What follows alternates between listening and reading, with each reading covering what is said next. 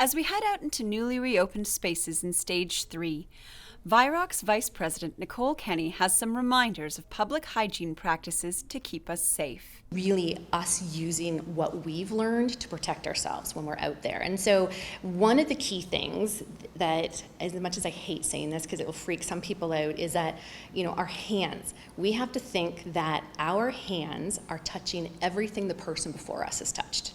And that's really kind of gross to think about because we don't know who's been out there, have they washed their hands, and what we're trying to what are we picking up? So again, it's that focus on hand hygiene and really kind of thinking of being out in the public like a Venn diagram. So if you think about our 6-foot bubble, that, we're moving around in the 6-foot bubble, but it doesn't mean that our bubble is sterile. We're moving into other people's bubbles that have been there before us, so their germs are there.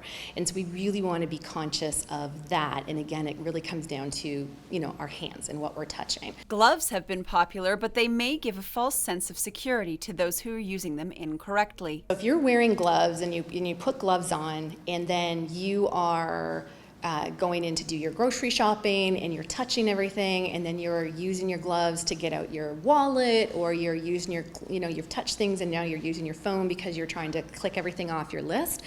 Again, those gloves, your hands have touched everything that everyone before you has touched. So they're not protecting you in the way that you think they are. And what I see is then people keeping their gloves on and then getting into their car and driving. And then they're driving and now they're contaminating their steering wheel. And then if you're a female like myself where, your hair gets in the way, then you're touching your face with the gloves on. So again, everything you've touched, somebody else has touched. And so I really don't recommend wearing gloves. It's a waste of your money. It's materials that don't decompose readily. And I would recommend just really sanitize your hands. So sanitize your hands when you go into a grocery store or any building. Do it when you're coming out. I sanitize my hands. I have it in the door. So as soon as I open the door of my car, I sanitize my hands before I get in and touch everything.